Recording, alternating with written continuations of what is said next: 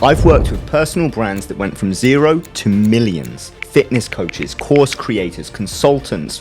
We created the Liver King. And you know what they never asked me? How do I get more followers?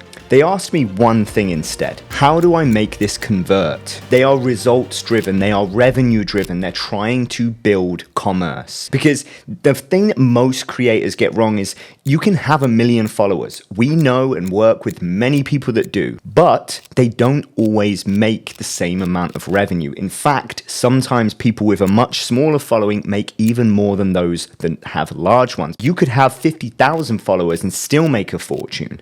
The difference isn't the reach, it's the positioning. And if you stick with me for the next few minutes, I'm going to show you exactly why some personal brands are making 6 figures while the majority are making almost nothing, even with bigger audiences. So I'm here to help you. I've built multiple personal brands that actually convert. Over the years, I've helped generate over $200 million in tracked revenue for clients, and I've booked over $18 million in brand partnership revenue for talent. My agency has worked with some of the fastest growing personal brands on the planet and in the creator economy. But there's a lot of things I've learned, and one of them is that conversion isn't about follower count. It's not about viral moments. It's about psychological positioning. The personal brands that make real money, and I mean real money, the ones that command premium prices and attract ideal clients without having to chase everyone. They follow specific principles, 6 of them to be exact. And whether you're a consultant or a coach or a creator or even an entrepreneur trying to monetize, these principles will change how you think about building your brand.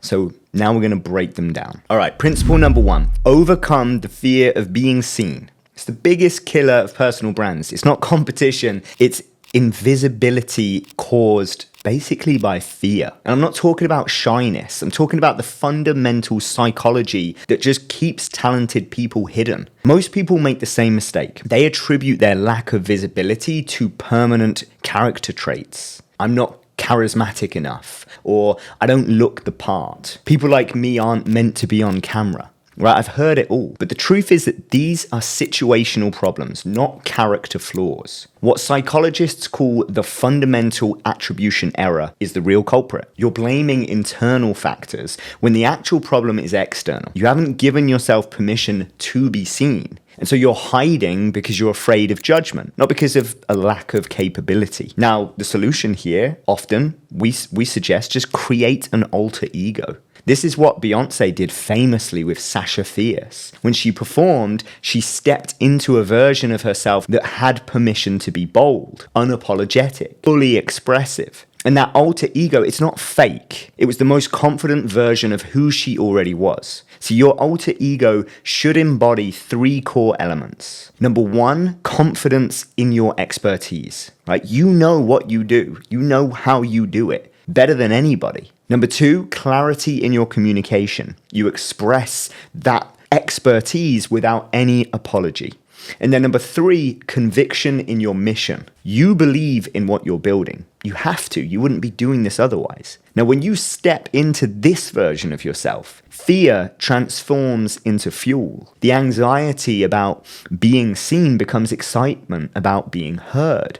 And that's the shift, because that shift is when your personal brand actually starts to gain momentum. All right, principle number 2, find your superpower. Generic personal brands don't convert because they don't give anyone a reason to choose them. The market, at this point in 2026, it's flooded with experts across every category. Experts. If you want a personal brand that generates revenue, you need to own one specific thing, your superpower. This isn't about being the best at everything. It's about being unmissable at something very, very specific. When people in your space have that particular problem, your name should be the first one that comes to mind. Now, here's how to identify it. Look at the intersection of the following 3 things. What you're exceptionally good at, right? Your genuine skill. What the market desperately needs, the problem people will pay you to solve, and then what you're passionate enough about to discuss for years, because this needs to be something that's sustainable. That intersection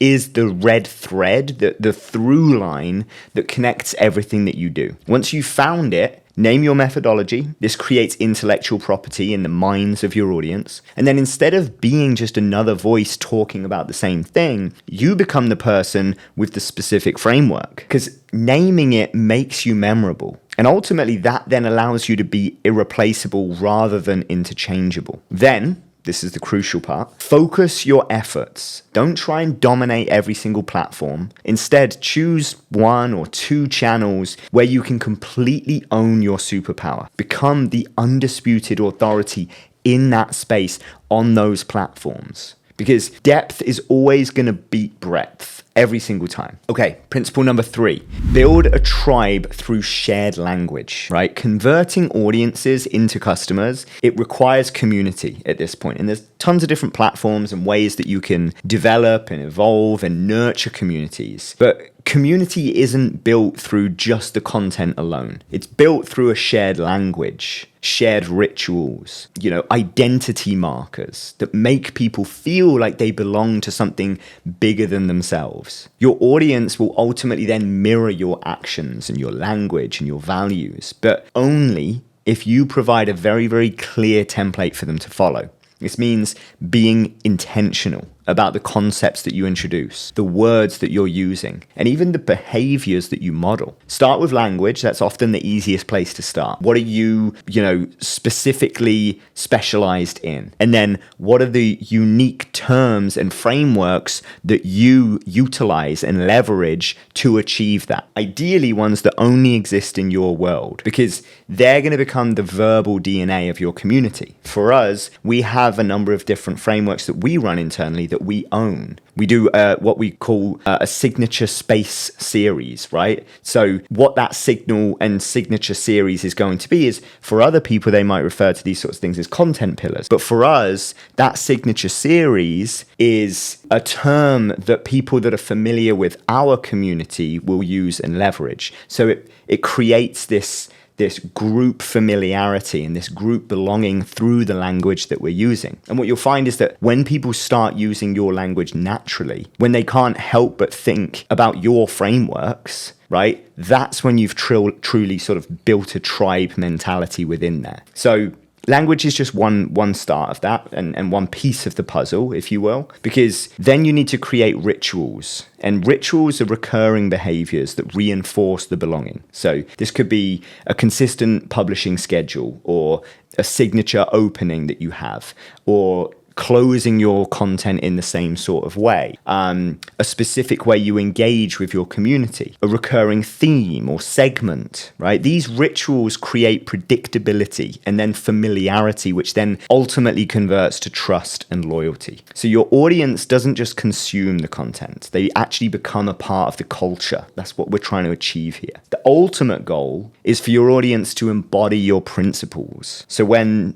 someone adopts your way of thinking, your frameworks, they then become indispensable to how they actually make decisions themselves, because they need those frameworks. They rely on those frameworks. That's when they stop being followers and they become customers. Principle number 4, move from trade school to church. Most personal brands struggle with conversion because they focus on being better teachers. But teaching in and of itself is commodified at this point. YouTube University. You can learn anything there. If your personal brand is competing on pure education, then you're always going to lose that game, right? The shift that you need to make is from trade school to church. And what we mean by that is trade schools teach skills, the sort of thing that you can go to YouTube right now and just type in to learn. Church provides meaning, interpretation, belonging, right? Trade schools are basically just answering a question of how, where the church mentality and the church approach answers why. And what does this mean about my world? And that's the shift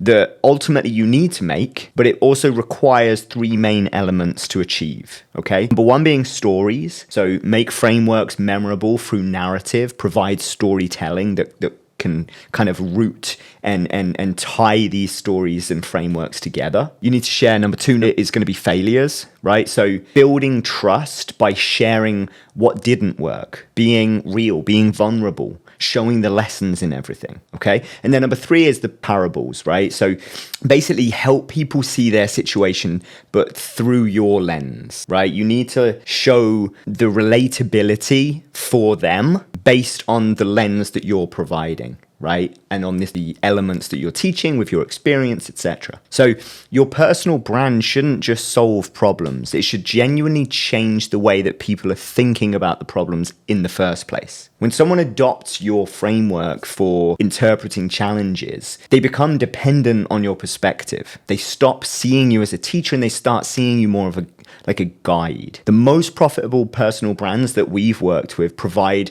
philosophical frameworks, and then those are ultimately wrapped into practical application. I'll go back to the Liver King example. The framework and the principles was built around the ancestral tenets. And then importantly, those tenets were all each achievable, practical things that people could go out and do themselves, whether that is spending time with their family, bonding, right? Getting sunlight on their face, right? These were tangible things, the whole purpose of each of those tenets. They don't just teach tactics, they actually provide worldviews. And then worldviews create lifetime relationships and ultimately premium pricing power at that point because people are bought in. Okay, so next is principle 5. Negativity gets clicks, purpose is what actually gets cash. Most creators, they misunderstand that. They're thinking that the algorithm, we hear it all the time. Fear, outrage, clickbait, rage bait. They're the things that drive clicks and comments. But engagement doesn't equal income, right? Especially not in the premium space. So negative content will ultimately create negative emotions, and that then leads to avoidance behaviors. Even if someone engages with controversial content, they're rarely in a purchasing mindset at that point. If anything, they're defensive, they're angry. If you want to build a personal brand that converts at high price points, you need to shift from fear-based to purpose-driven. And this ultimately means inspiring curiosity instead of stoking fear, right? Modeling possibilities instead of just pointing out problems. And also leading with a vision instead of just criticizing things. Even as I'm saying these things, I'm sure you can picture content that you've probably already consumed today that are making those mistakes, right? This doesn't mean that your content should be superficial. Definitely not. It means your approach should be constructive rather than destructive. Show what becomes possible when things are done right instead of just pointing out what's wrong. But, of course, inspiration without purpose is just motivational noise, and we're not trying to be a motivational speaker either. You need a clear mission, right? Who are you an advocate for? What specific transformation do you stand for? When people understand your mission, when they know you're fighting for something specific, then they're willing to invest premium prices to be a part of that movement. Because purpose is what ultimately creates customers. Whereas controversy, yes, gives you an audience, but that is it. It's just an audience. There's no actual behavior, certainly not buying behavior on the back of it. Okay, principle number 6, packaging is clarity. I speak about packaging all the time. Your visual presentation isn't vanity, it's the strategy itself, right? Every visual element is a signal that's telling people what to expect before you even speak. Think about the difference between mass market tomato soup and artisan biscuit, right? The packaging tells the story. One signals convenience and commodity pricing, where the other is signaling craft and premium positioning. I see this all the time in the coaching space. When I look at a coach and they look like they're in their 20s or early 30s, immediately I'm looking at that as that person doesn't even have enough experience themselves to be speaking to me of any real value, right? Intentional visual branding creates instant recognition and trust. When someone sees your content, they should immediately understand a few things. Number 1, the sophistication level that they can expect from it.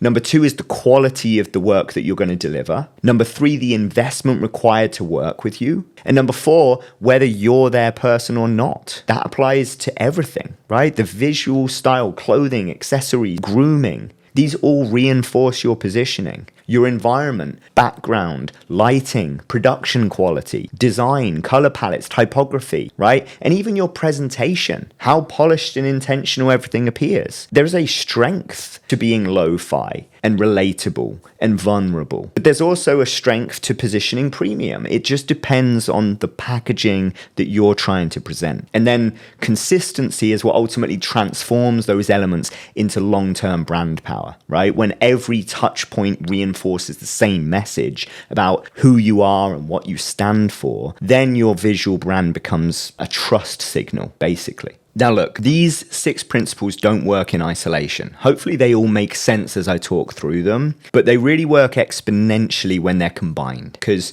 your confidence amplifies your superpower, right? Your superpower defines your tribe's shared language. The shared language enables the shift from trade school to church level content, and then purpose-driven content attracts premium audiences who are actually ready to invest. And then, of course, consistent packaging is what ties it all together into a cohesive brand experience. So when you integrate all 6 principles, you create a personal brand that isn't just visible, it's ultimately magnetic. It's what really attracts people to you, right? It attracts ideal customers who are actually willing to pay premium prices because they see you as irreplaceable. I'm a living, breathing example of this. My views on social media aren't the highest in the world, yet I run an agency that does over $10 million in revenue annually. The difference between personal brands that get noticed and personal brands that get paid is literally intentionality. Every decision, from the language you use to the colors that you choose, should actually serve one ultimate goal: converting your expertise and your experience and your unique perspective into meaningful transformation and therefore sustainable revenue.